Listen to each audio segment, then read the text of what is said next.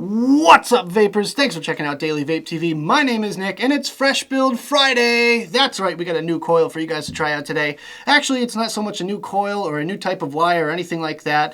It is, however, a new device. I will be building this Griffin 22mm RTA for you, and I just kind of wanted to show off how I do things with this thing here, because I don't do it like a normal kind of build on it. You'll see what I'm talking about when we go down to the close-up view, so grab your wick, grab your wire, your mod, your addy, and some juice, and let's go ahead and build it up. Alright guys, so as you can see here, we have our Griffin all taken down to the build deck. Today I'll be using some 24 gauge regular old Kanthal A1 that I got from Moon Mountain Vapor down in Brandon, Florida when I went to VCC Tampa. And I'm actually going to speed through this whole section of me actually building the coils. But for the record, I will be using a 3mm bit size here, and we're going to do 7 wraps today. You can do 6, you can do 8, you can do however many you want. I just find that 7 gives me a nice resistance on this build here. I think it's going to come out to about 0.35, which is like perfect for this device. Makes my battery last a little bit longer. So anyways, let's just go ahead and speed through the next section.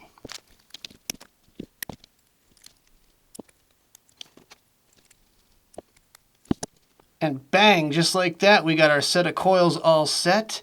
So let's go ahead and bring in our mod here real quick. Let's get her in focus and start building. So you're just going to grab one of your coils and install it just like you normally would.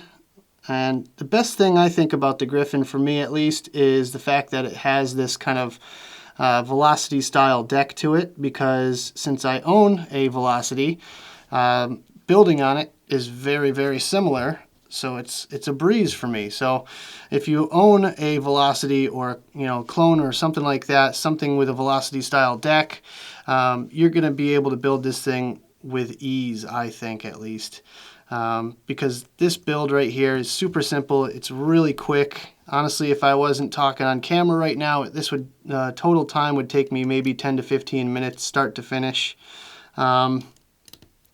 I think you'll see why a little bit later, why I skipped the whole coil building thing, because the thing that takes the longest in this whole process is actually the wicking. And I'm going to kind of go into a little bit more detail today with the wicking technique that I use. Now, again, that's just kind of my style, or this will be my style of wicking. You don't have to follow along with my personal style of wicking. However, I do find that it works really, really well. So if you're struggling to wick your Griffin, if you just can't get the thing to work right, just follow along with this video here. You'll see in a few minutes how I do my wicking and how good it actually works. And honestly, I don't really change my cotton all too often. I think I went about 2 weeks with the same cotton, and it works absolutely perfectly, as long as you don't have a lot of sweetener in your e-liquid. When you have a lot of sweetener in your e-liquid, it gunks up that cotton pretty quick, and it turns pretty dark brown and nasty relatively quickly. So I try to avoid that kind of thing when actually selecting which juice I want to vape. And I've been vaping the Nectar Pear from Craft Vapery, the one they sent me, which is fantastic, I gotta say. Very clean vape, very clean flavor. I know I didn't realize, I was dripping over dirty cotton. I guess that was my problem when I actually did that video. But once I dripped it on top of clean cotton, the flavor really came out, and I definitely can tell the flavor on it is wicked good. So just with a little bit of cleanup like that, we're looking pretty good so far. Just want to make sure you stretch out the coils a little bit. Make sure you don't have any gaps or anything like that. I usually raise them up a little bit higher too. That tends to work a little bit better for me. Now I'm just going to turn my mod on. There we go. And we're going to start to tune up our coils here. So just gently pulse it. Gently, gently, gently. And just keep, I always put my bit back through, make sure it's maintaining that diameter, because that's really where it comes into play when you're wicking this thing.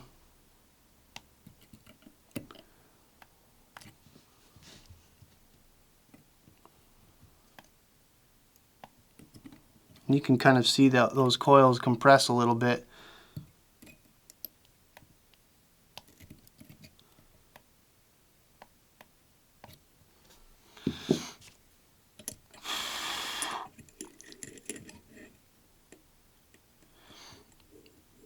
Just make sure they stay nice and straight. Like that. And I always double check my Allen screws here, whatever you want to call them. Just to make sure, because sometimes temperature can change the form of wire, and then you end up with one loose screw and you don't know why it's not hitting evenly. Damn thing, come on. There we go. There we go. Alright, that one's good.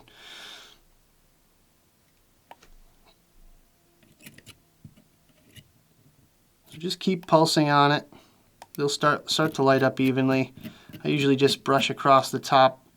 There we go. So now we're lighting from the inside out, which is what we want. Should be lighting up from the inside out like that. Nice and even light to it too.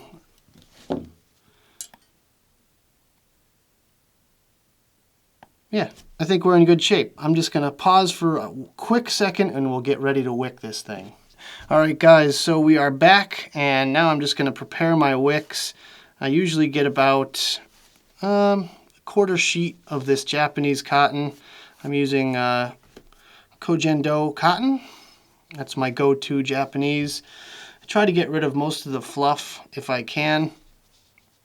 And I don't mind the outside layer. I actually tend to use that on these builds here because it stays a bit more rigid. It doesn't fall apart. So I'm just rolling the tip, making sure it's about the right size. I've been building for a while now, so I can really feel if something's going to fit or not. This will take some practice. I know this video might get some more kind of amateur builders watching, which is, you know, cool. I'm glad to see everyone stepping up and moving on to the world of RTAs, because coils can get expensive. I can definitely attest to that. So just kind of removing any excess fluff, making sure those wicks are nice and tight in there without being too tight, which they feel pretty darn good to me.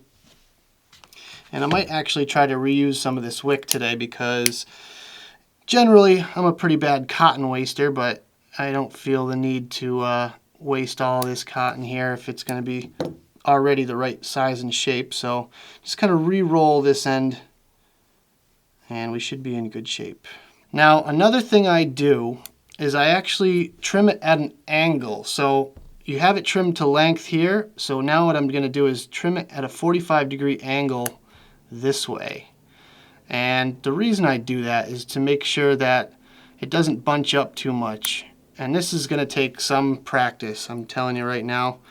This took me a while to figure out, but it's been working for me. And again, this is, you know, how I build it. You guys can wick it however you want, but this is just how I do it. So you're watching my video, so therefore I get to build it however I want. I'm just going to fluff up this cotton just a little bit. And you probably see me do this all sped up in a lot of videos. This is just to kind of break apart all the really tightly packed fibers. Like when you're putting cotton through a coil, it's really compacting all the fibers together. So I do this to kind of break it up to allow a little bit more airspace between the coils, or between the fibers rather, for the cotton. And this generally tends to wick better for me. So that's how I've been doing it for quite some time now. Just kind of giving them a little haircut.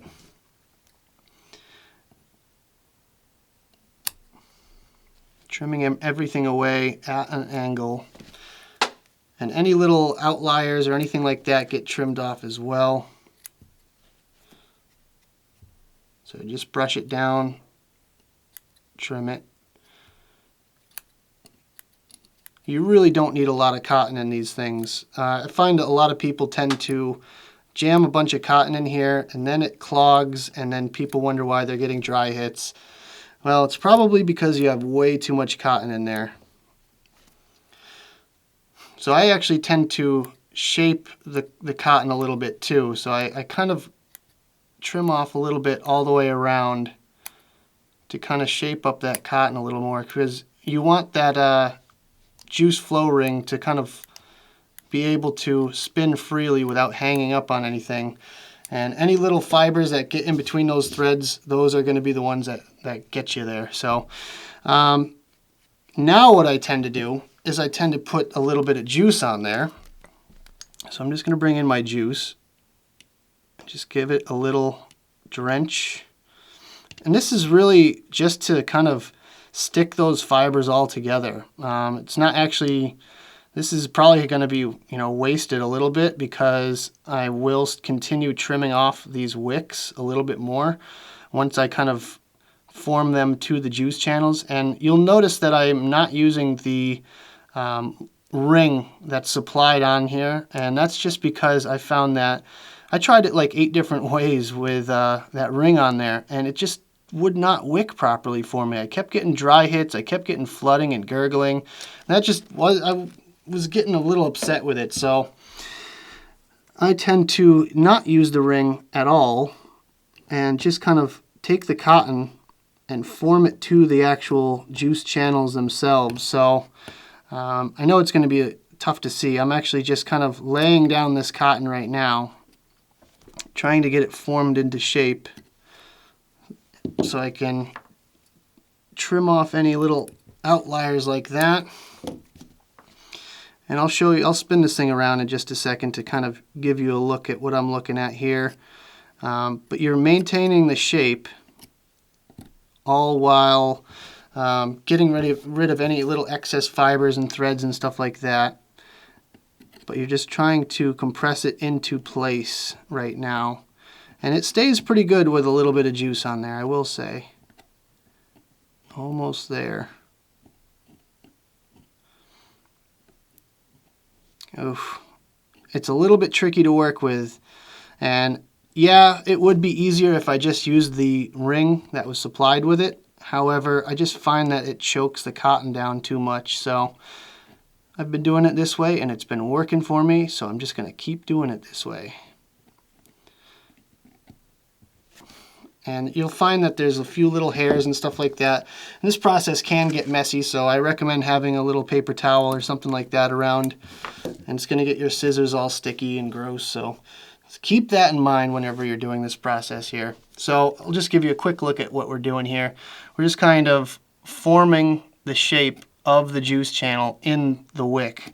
And that's what you're going to do all around. So actually, I think I might speed this next part up just because it will take a while. So you'll see exactly what I mean in just a few seconds here.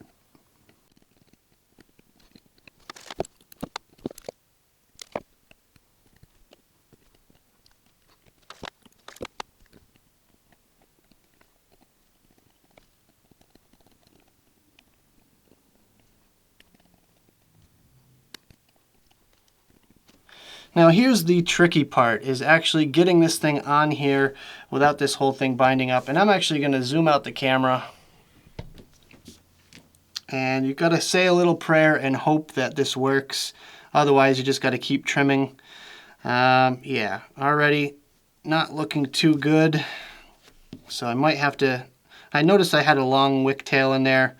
I think I'm just going to have to trim that off a little bit. So just by forcing it on there real quick like that, you'll notice that it kind of forces the wick tails down a little bit. And this one right here seems to be a little bit long. So again, just kind of keep it trimmed a little bit at an angle like that, so it lays flat basically.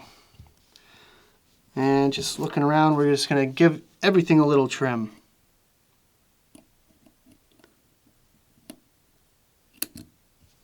that.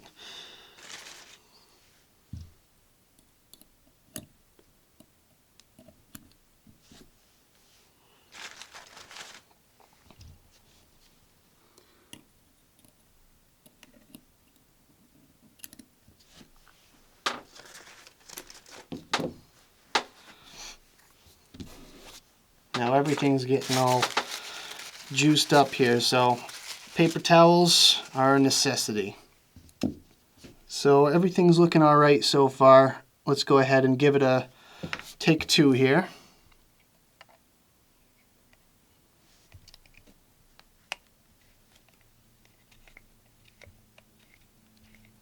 Oh, so far so good. And there we go, just like that. Now, as you can see, it's kind of free spinning at the base there. That's good, that's what you want. That means you're going to be able to open and close the juice flow without issue.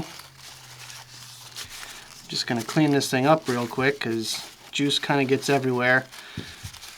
I mean, technically you could do it without juicing up the coils first, but I just find that it kind of sticks a little bit easier when there's a little bit of e-liquid on them.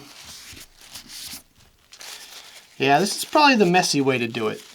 I'm not even gonna lie, this is probably the messiest way to do it.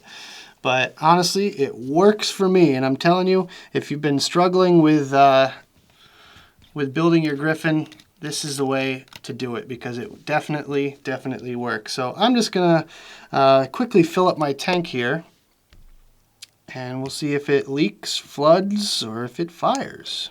And I filled it up all the way because I have a lot of confidence in myself. I feel like I'm a pretty good builder at this point, so I don't think we're going to have any issues with flooding or leaking. Oh, it vapes. All right, so let's go back to the main screen and we'll talk about this build a little bit more.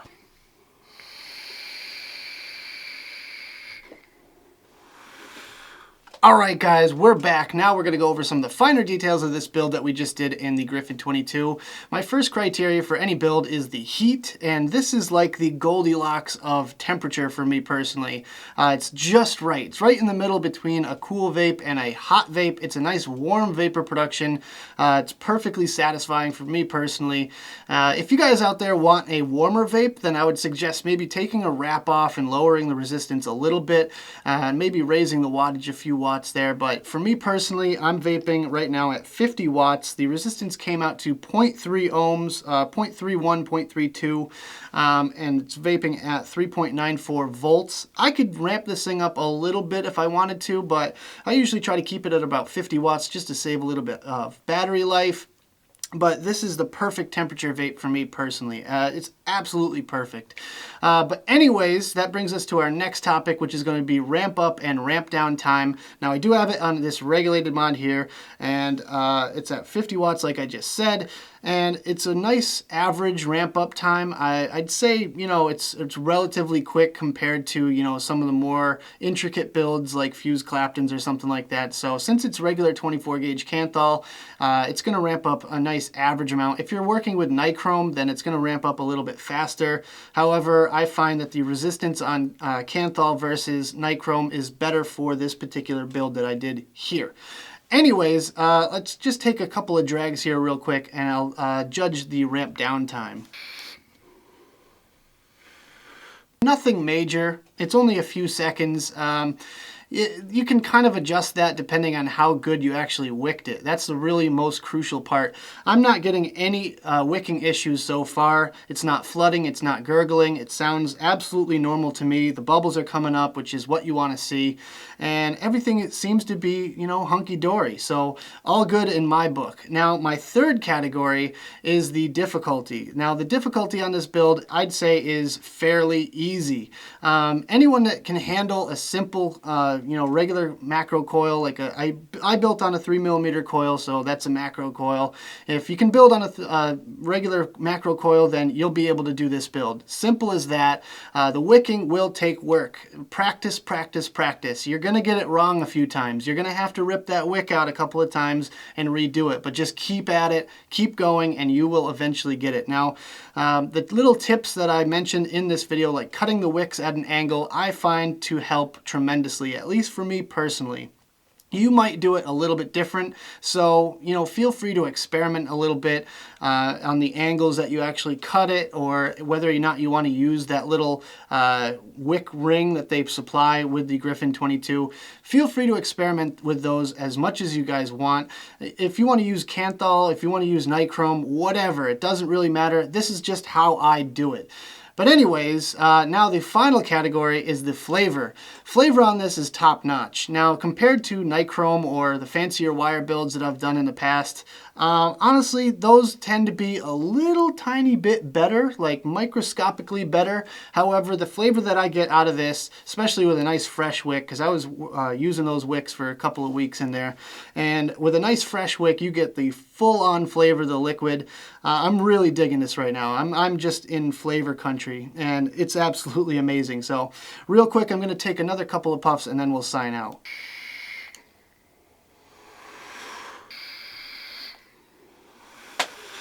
So I am able to chain vape this thing at 50 watts, and I can just keep going until that tank is completely dry. This wicking technique keeps up with me no problem, even at 50 watts, which is a little bit on the higher side, I guess, for a 0.3 ohm coil. Now, the previous coil that I did in here came out to 0.35, which was about 4 point something volts at 50 watts. So this one being a little bit lower resistance, I feel like it can handle a little bit more wattage, but I'm just going to stick it right where it is for now. And that's about it. So anyways, guys, hope you enjoyed this video. Make sure you leave a comment in the box below of what you thought of my little tips and tricks and techniques and this build in general. And don't forget to suggest future builds for future Fresh Build Fridays. Of course, if you liked the video, make sure you hit that like button and subscribe for more videos just like this.